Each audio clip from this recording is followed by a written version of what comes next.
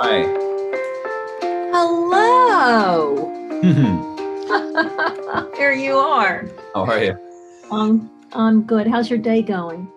It's really busy. It's been like good, but really truly nonstop for just hours and hours. But I'm good. I'm good. You sound good. You sound even, on even keel. Yeah, you got me in my natural habitat here in the office, and it's very nice to see you. I hit record. Are you cool with just diving in? Oh, I just okayed it. It said if I hit continue, I give permission. Permission granted. Okay, guess what this is sound? Oh, this will be fun. It's like a detective show with no video. What's this noise? Curtain closing. Curtains closing. Good. The air conditioner's turned off, so there's no interference. The tech guy is upstairs. He finished here before we started. Normal life around here. We're in good shape. So I'm getting back into like socializing a little bit, and I had an experience this last week that reminded me like instantly of all the like really not great things about Los Angeles like culture. Like some of the like things that I forgot I had just forgotten about. You know what I mean?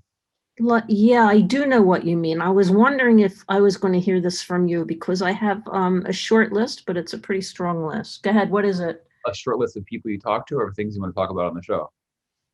Things that I'm not happy with in LA. Okay, now you start. We'll trade. You give me one thing and I'll go next. One thing, well, the top, seriously? All right, you tell me Ringers? something. Wait, ringers off, phones off, and yet it's still doing it. Just a minute, I try to turn the phone off. Well, the top of my list is the smoke on the West Coast, if we're being honest. Mm-hmm. Well, yes, I can't do anything about that. Well, I can't do anything about any of the things on my list. Do you have a list that includes things you can change? Well, I had an interaction with somebody this week, and one of my choices is to just not speak to them again. So I have some agency in that. Oh, this is fun. Go ahead, dish. Let's hear it. So I was playing. Hey, we should hang out. Yeah, we should hang out. Sort of back and forth with a friend, and maybe I saw him a couple weeks ago. And then there was one night last week there were plans. We were invited to his place, and I just couldn't get there. I had a crazy work day, and I said I'm not going to make it tonight. I really appreciate the invite. Next time.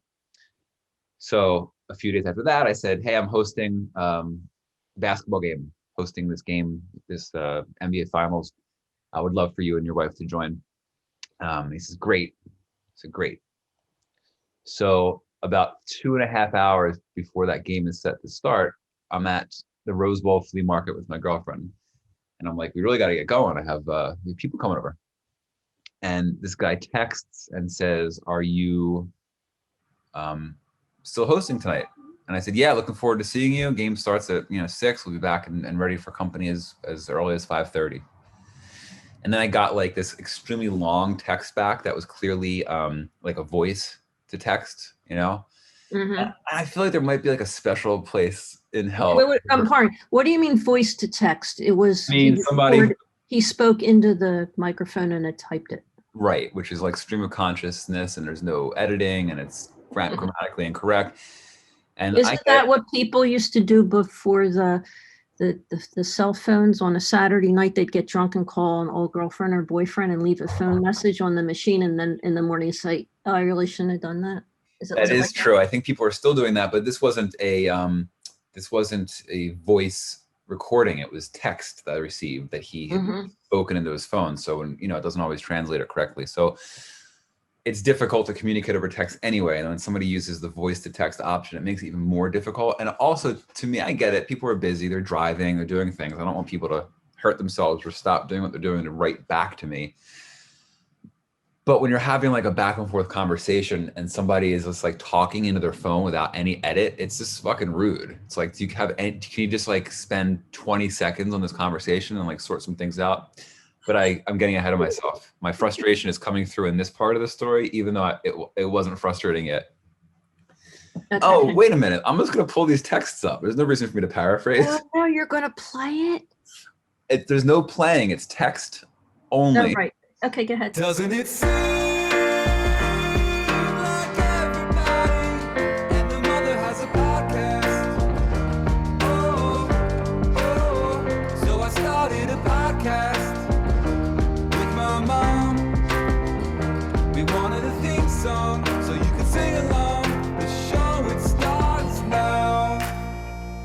Are you with me?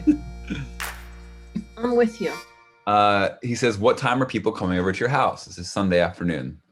I said, so far it's just us. Few folks canceled. Ideally you and hopefully your wife. We're at the Roseville Flea Market. We'll be back by 4:30 or 5. And he writes, oh, that's nice, bro. I think we're just going to chill here in that case. A couple other people wanted to watch the game. I thought you were going to have a couple people over to your house. You said you were hosting. If you change your mind about coming over to our place, then just come. Unless you already made food and hors d'oeuvres and stuff, and of course we'll still come.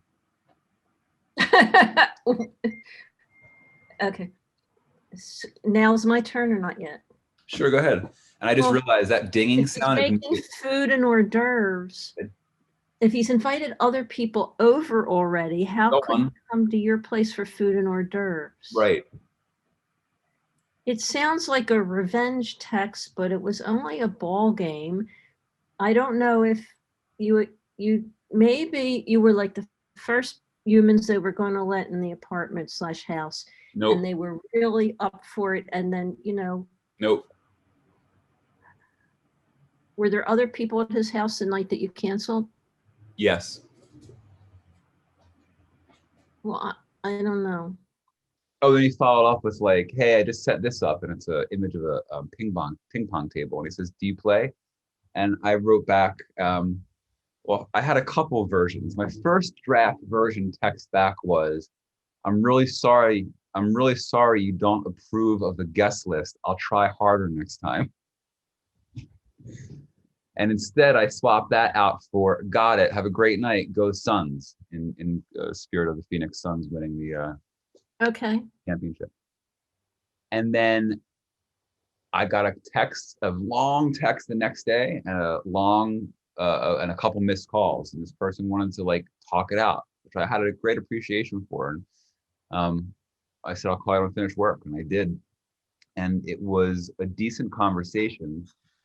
And he tried to make it about like a false equivalency of me having broken plans before. And I said, look, I always want to hang out. I've probably overcommitted myself on school nights. I'm very, very busy at work. I'm keeping up the best I can. But that's different. I was hosting. It's different than not showing up. It's different. And he was like, well, like, anyway, the conversation became about like how much preparation I had really done and how many people were gonna be there, all these things. And I said, time out, man. Like you and I are cool. We're gonna be fine. Like I'm glad we can talk this out. But there's no like equity in this problem.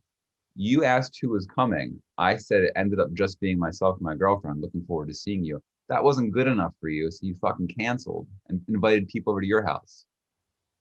I said the Rolling Stones could have been my house, right? Like who cares?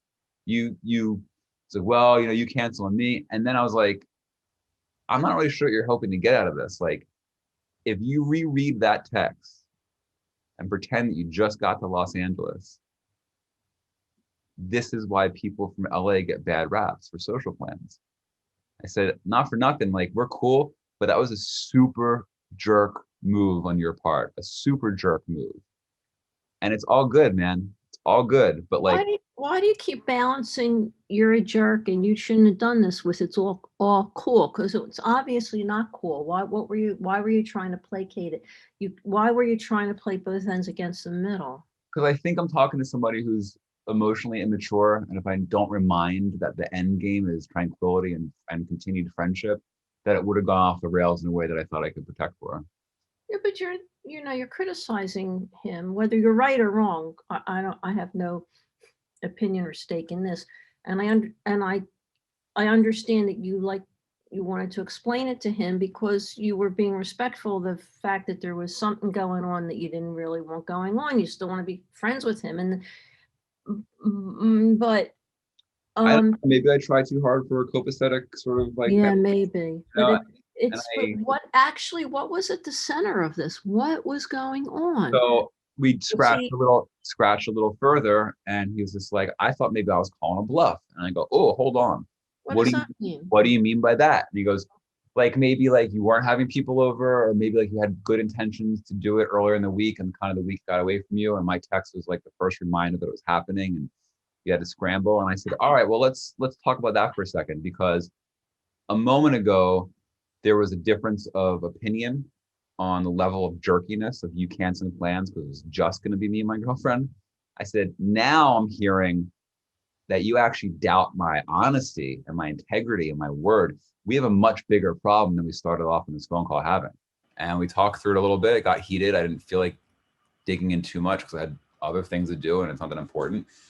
And I even hate to bore our listeners, right? You're probably fast forwarding past this. The whole idea is like, oh man, that is such an LA specific thing. Like, oh, usually people in LA wonder who's going to be there and whether it's quote worth their time or not before making a decision, but they're not supposed to say that part out loud. Oh, is that what the point is? This is different. I thought you were just no, I want to see trying to talk him through like all these different aspects of it. Oh, now I get what you're talking about. Oh yeah, I didn't actually use a ton of words. I was like, you were looking for better options. You wanted to make sure it was cool enough for you, and you decided it wasn't. And I get it. You moved into a new house and you wanted to host, but you should have said that last week. Thank you, Rick, for the invite. But no, I'm not coming over. Do you want to come over?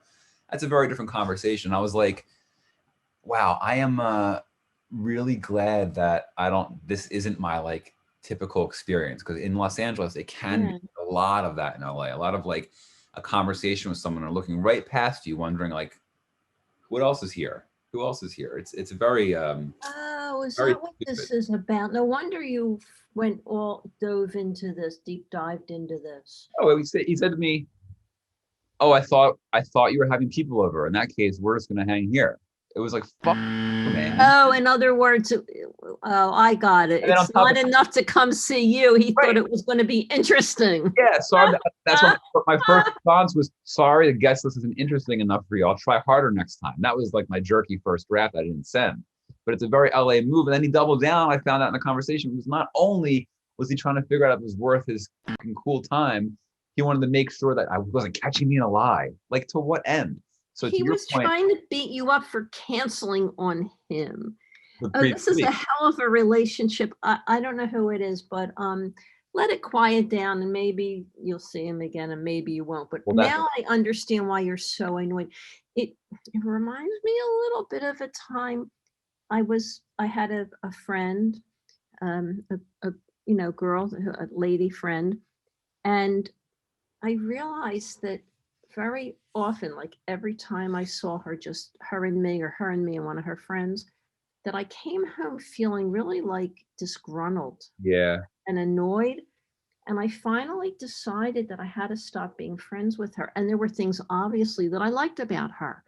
She was always willing to get together. She had a good sense of humor. She wasn't just say what she really thought. I really liked her family. She was in the neighborhood. She was in our other neighborhood where we were in the summer. I mean, and she was a smart gal, and there's a lot of nice things about her. But when I went home, I always felt deflated. Like I would just say something and she'd say, oh, that's ridiculous. And I was like, right. Like, who are you to call? Yeah. I'm like, chopped liver. What does that mean? I'm ridiculous. Yeah. So, I tried avoiding her and that didn't work. And when that didn't work, I just let it go. And she got really pissed. In fact, we were still I was still on Facebook at that time. It was before I dropped out. That's how long ago it was.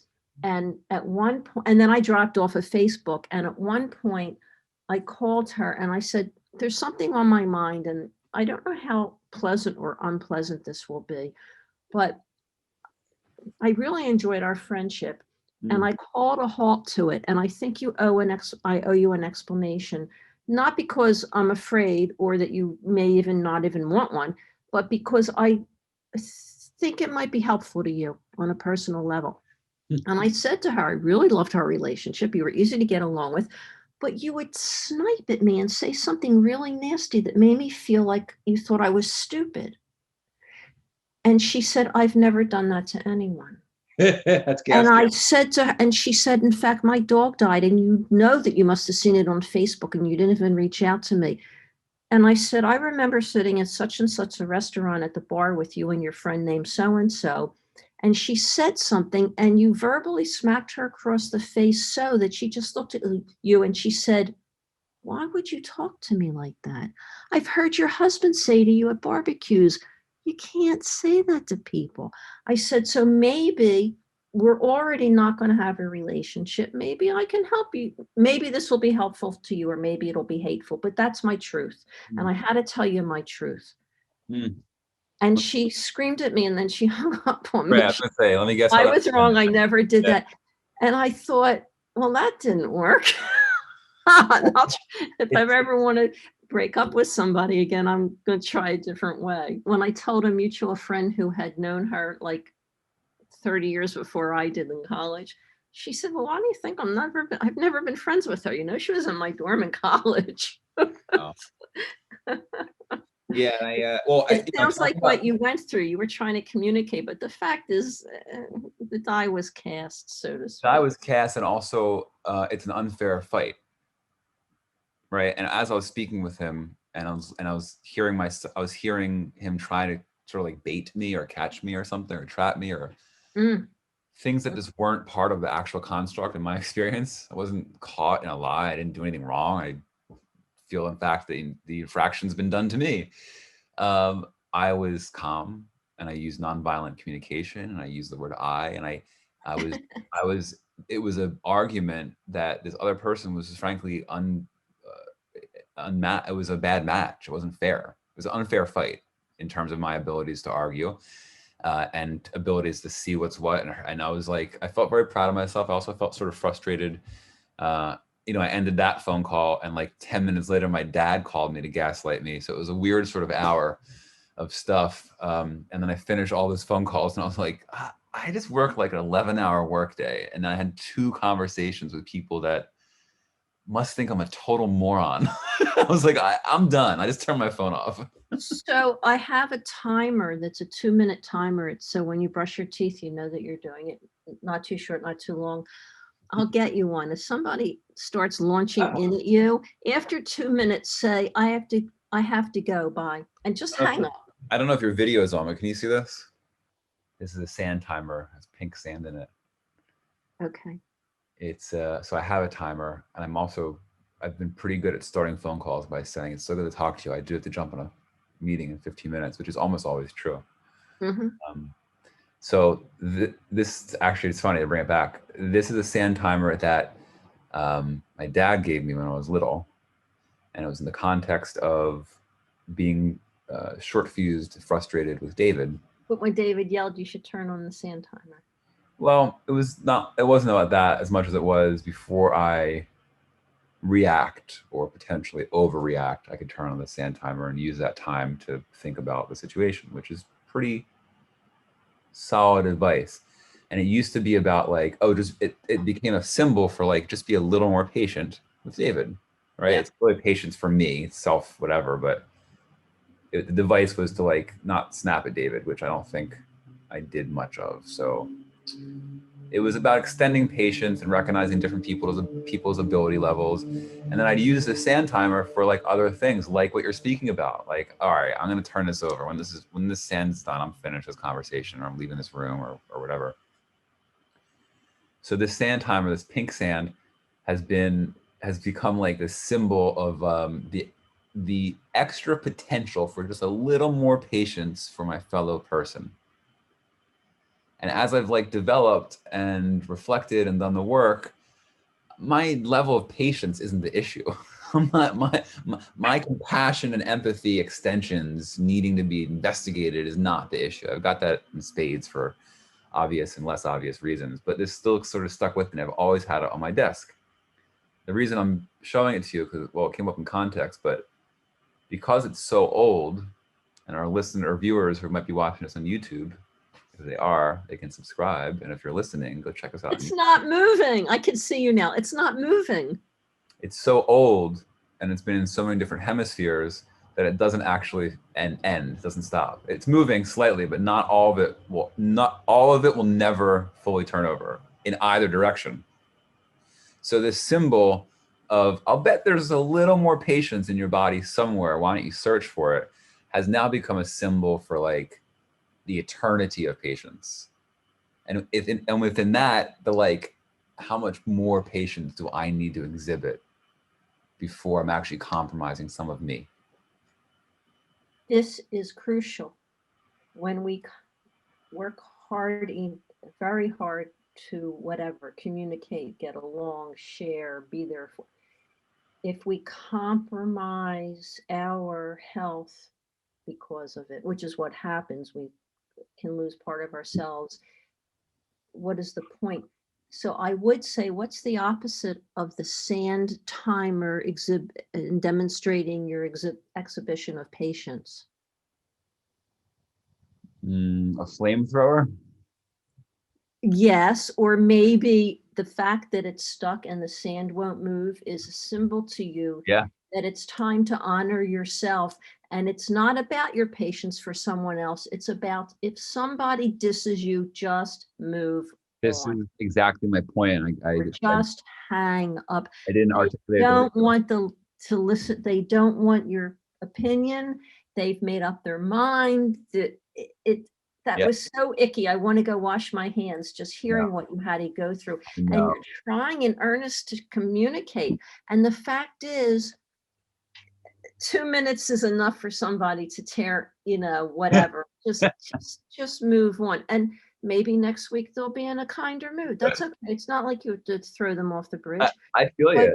and I don't know if it has to do with LA. I can't say it doesn't because It's not just LA. I don't know that many people here. Well, it's so to go back to the beginning, like you don't like the smoke in LA, and I was saying, like, how about something you can control, and got into this dialogue, right? So one of the things I don't like about LA, and it's not a monolith, but it's a generalization, but it's a fair and reasonable. It's around social planning and people's interests and attention spans during that social planning. I know that I'm not always great company. No one is. No one's supposed to always be great company, but I'm mostly great company. And if you don't want to hang, it's okay. And it's not just LA. There's this, like, I'm on an email thing with somebody who, like, every single time he writes to me, he finds a reason to snipe for no reason. At you or at anybody? At me. And so I just stopped. I legitimately stopped responding to the emails. I don't think they've noticed. It's been months. I haven't written back to them once. And I did once. I'm like, let me just jump in. And the response I got was a snipe. It was like, you could have said anything. You could have been like, the weather's weird here, like anything. It all reminds me of Chris Rock's line where he says, I feel sorry for people who it takes them until they're 30 years old to find out that people ain't shit. And I'm not trying to be a misanthrope either, right? Like I nurture friendships and I love people and I don't need to even defend it. It's just in the living and flow and doing things that feed my soul and make money and keep things moving and fill my artistic desires. This other stuff, like the jerk who can't help it on email, or this guy about social plan, it's so glaringly obvious how absurd it is, because compared to in flow, it's like, and it reminds me of that kind of Chris Rock thing. It's like, let me just brush it off my shoulders, because it's like you don't exist. Like that this thing that you're doing it's sponge sugar. You know what I mean? So because your nature is very conducive to getting along with people and understanding their needs, and even wanting to assist and help people, you have to beware, and you have to beware of trying when it's not good for you to try, which is up to you to decide. So if you start on a road and somebody's like this, just chop it off. You can always call them back later and have a further conversation. Yeah. But this protects you. I mean, this protects you from this nonsense. It's just nonsense. And it's their road. Let them travel their road. You could still be in contact and friendly with them. That's right. Just let them go so they can go do this on their own time without you. I'm sure there's somebody else in their life that they will then contact and dump it on. Yeah. It takes something simple that should be joyful or fun and entertaining and turns it into a thing. And dramatist. Yes, actually. And again, it doesn't mean you'll never talk to them again. No, it's not. You might want to take a break. Yeah. Yeah, well, I figured from that text on Sunday when I was like, wow, this is nonsense. I'm like, all right, you're in timeout. I don't know, how about a week? And then That's like perfect. Just put them on timeout. I But don't did. talk to somebody who needs timeout. They're in timeout because they need to be left alone immediately. That's an awesome fine point because I did put them in timeout, and then the next day, after incessant texting, I did engage in this conversation. That's a really good point. And you can write it down, you can dictate it, you can put it in a book, but don't send it to them and just get Yeah, it off your chest, as the expression used to go. yeah, I got a And lot. then, like I said, you could still be friends with them. I mean, if we got rid of everybody that we thought was, Totally. there'd be nobody, almost nobody left. I don't mean personally, I don't feel that way at all, of course, but actually, I've got a pretty good crew these days. I mean, just people who are empathetic and caring and nice and, of all different backgrounds and ilk and experiences, and you hope for the best. But I hope the 2-minute timer lesson to you is stop wasting your time on people when they're in this behavior. It doesn't mean to get rid of them altogether. I have, and I have people who are very difficult, but I love them for different reasons, and it's all part of the soup. And you can't strain it out. You just portion it out when you're ready for it. I like that. It's all part of I the. do too. Where did that come from? It's Wow, all that was part of the great. soup. You can't portion it out. Can't strain it out. You can't strain it out, so you have to portion it out so you can handle it. I love that. Good. Read that back to me someday.